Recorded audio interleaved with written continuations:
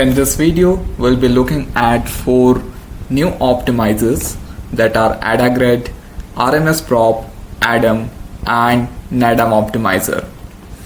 So let us see at the cost function contours or the surface of our cost function with the parameters as the weights over here. So if you look at this particular contour that I am showing over here, the slope of our cost function is steeper along the vertical direction, and the slope of our contours or slope of our cost function is less steeper or gentler along the horizontal direction, right? So if we calculate the gradient at any point, so first thing that you need to remember over here is that, or that you might be knowing, is that differentiation is nothing else but it is the slope of a graph. So if we calculate gradient at any point, because the slope of this particular surface or this particular contour is greater along the vertical direction, the component of this gradient, which is in red color, will be larger along the vertical direction, whereas the component of this gradient will be relatively smaller in the horizontal direction, because in horizontal direction the slope of our graph is very less. Okay, and if we look at each iterations of our gradient descent, then you will see that in every iteration you will find out that the vertical components of our gradient are relatively very large and the horizontal components are relatively very small. And this is the reason why our gradient descent algorithm will take a longer time to converge to the minima, and it will be taking a longer path over here. So let us start with the new optimizer, which is Adagrad Optimizer. So before starting with Adagrad Optimizer, let me just give certain conventions over here. So I'll be representing the horizontal direction with x-axis and I'll be representing the vertical direction with the y-axis. Now let us calculate the gradients for every iterations. So let's say in first iteration, if we calculate the gradient, then what exactly we are doing is that we are representing the gradients with two components. One is x component and other is y component. Right, so G1 is our gradient at the first iteration. This will be x1 I cap plus w1 j cap, and in the nth iteration our gradient will be Gn is equals to xn I cap and yn j cap. So these two are the components of our gradient. Now what we can do is that we can calculate the sum of square of our gradient. So basically what we are doing is that we are calculating the sum of square of x component and sum of square of y components individually. Now because the slope of our graph is larger, or the slope of our surface is larger along or steeper along the y-axis or vertical axis, the sum of square of y's will be larger in value, whereas the sum of square of x components will be relatively smaller in value. And we can represent the sum of square of x component as sx and sum of square of y component as sy. So this sy is going to be larger as compared to sx. Now let's say at n iteration n plus 1, we get the gradient as xn plus 1 I cap plus yn plus 1 j cap. So this is the x component of our gradient and this is the y component of our gradient. Now we are going to update our gradients at this step n plus 1. What we'll be doing is that we'll be dividing the x component by this sum sx and y component by this sum sy. So this will be our updated gradient, which is g prime n plus 1. Okay, so g prime n plus 1 is nothing else but xn plus 1 divided by sx. This will be the x component, and yn plus 1 sy. This will be the y component of our new gradient.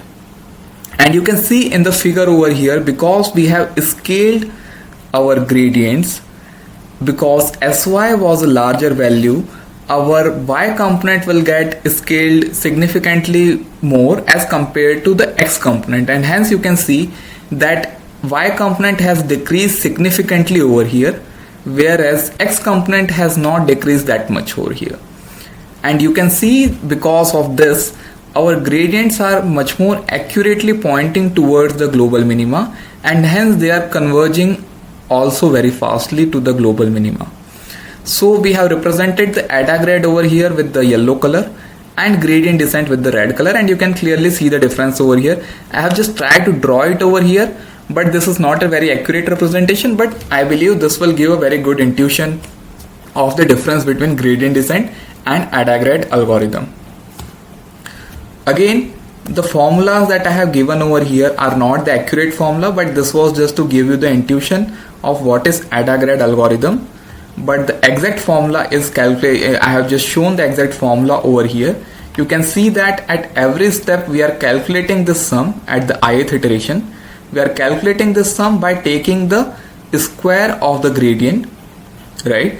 And then we are updating our weights theta by dividing the gradient at that particular step by the sum s, right? Now also we can have just one another point of view of looking at this particular approach. We can say that the learning rate is decaying faster along the steeper dimension, because along the steeper dimension what we are doing is that we are calculating the same, and that sum is relatively larger along the steeper dimension, and hence the learning rate decay will be very faster in the steeper dimension for the Adagrad algorithm as compared to the horizontal direction.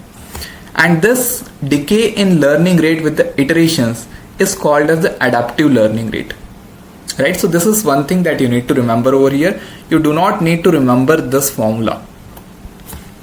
Now there are certain limitations of Adagrad, because with every iterations the sum that we are calculating is increasing very rapidly, and as a result our learning rate will scale down significantly after certain iterations, and hence our algorithm will stop very early before reaching the global minima.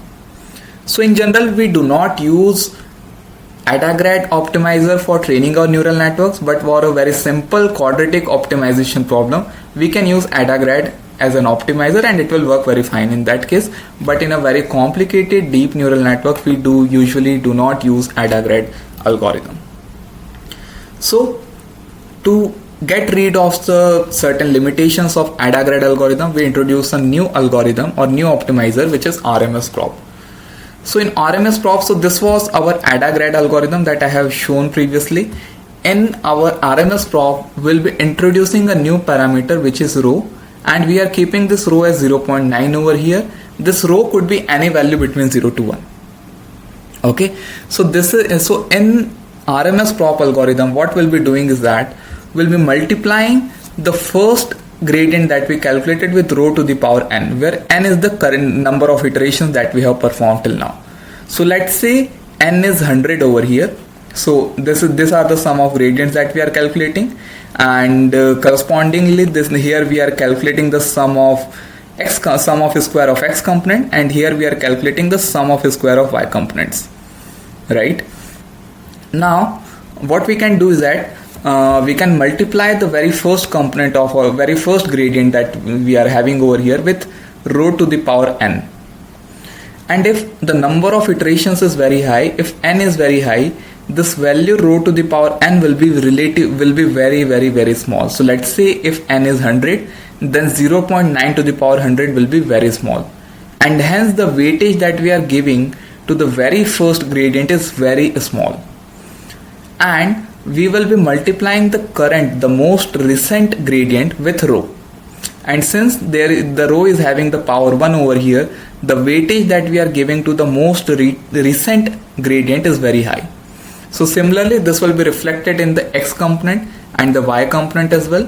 We'll be multiplying the most recent x component and y component with just rho, whereas we'll be multiplying the very first or very initial x component and y component with the rho to the power n, which will be a very small value, because as we increase the value or as we increase the power of rho, the value will get very small. So basically what we are doing is that we are taking the weighted sum of the square of gradient.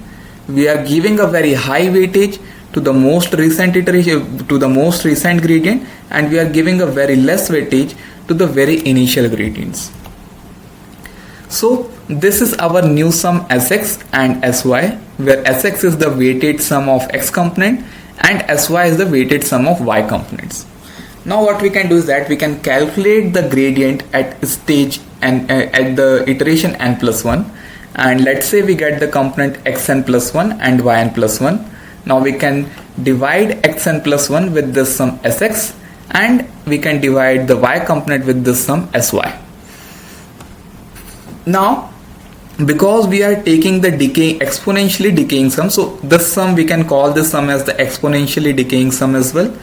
And because we are taking the exponentially decaying sum of sx and sy over here, so our y component and x component will not be scaled down to the extent as it was getting scaled down in the Adagrad, and hence our gradient descent, our algorithm, the RMSProp algorithm, will not stop after a particular iterations. It will be reaching to the global minima over here.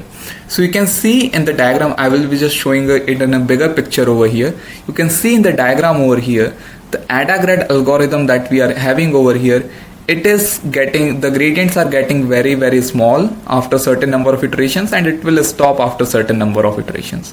Whereas in RMSProp, we are able to reach the global minima very optimally and very fast, right?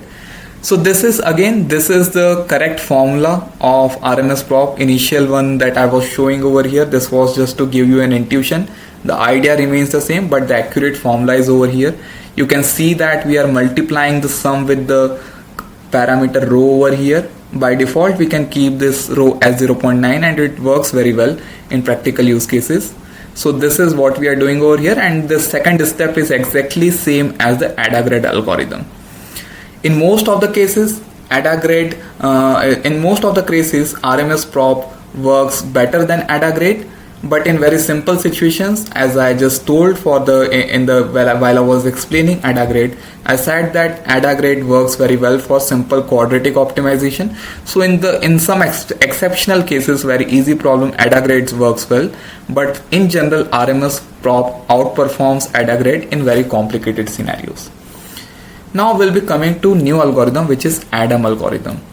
So Adam algorithm is nothing else, but it is the combination of momentum and RMSProp. So I'll not be explaining any complicated algorithm for next two optimizers, because they are just combination of the optimizers that we have just previously seen. If you want to look at what is momentum optimizer or Nextero accelerated gradient descent optimizer, you can just watch my previous video. But in this video, we are just taking the combination of the optimizers that we just looked into. So Adam is adaptive momentum estimation optimizer. It is combination of momentum optimizer and RMSProp optimizer. So if you remember the property of momentum optimizer, there we take the exponentially decaying average of the previous gradients, and we do use this to correct the direction of our gradients. And in RMSProp, as we have just seen, we do take the exponentially decaying sum of the past of the square of past gradients, and we do divide this particular sum that we calculated with the current gradient. So this is RMSProp algorithm. Okay, so we do use both ideas over here in the Adam optimizer, and in general, Adam is a very by default optimizers that are used in training the neural network. So this is the complete algorithm for Adam optimizer. Again, M is the momentum over here that we just saw in the previous video. Theta represents the weight. There are many more parameters over here, and if you want to look into the detail in what does each parameter means over here, you can look into this book, which is Hands-on Machine Learning with Scikit-learn, Keras and TensorFlow. You will get a detail of what each parameters mean over here, and what are the research paper that have proposed this particular algorithm. You will find all the references in this particular book. So I have also taken most of the ideas from this book only to explain this concept very easily over here. The last optimizer that we'll be looking over here is a Nadam Optimizer. So it is simply a combination of Adam Optimizer and Nextero Optimizer. So this was the Adam Optimizer that we just saw, and Nextero Optimizer I have explained in my previous video. So if you want to look into the detail of Nextero Optimizer, you can look my previous video. So Nadam mostly outperforms the Adam Optimizer, but sometimes RMSProp works better than Nadam Optimizer. So by default, if you are training any neural network, you can keep Nadam as an by default optimizer for yourself. But in some cases, RMSProp may outperform, but by default, I will suggest you to go ahead with the Nadam Optimizer. So again, you can look into the details of, there are few more optimizers that I have not covered, but you need not to remember those two optimizers right now. That is AdaMax and AdaW. And you can look into both of those optimizers in this particular book. And yeah, so that's all for this video. If you do have any questions and if you do have any feedback or suggestions, you can write that down into the comment section. Thank you so much.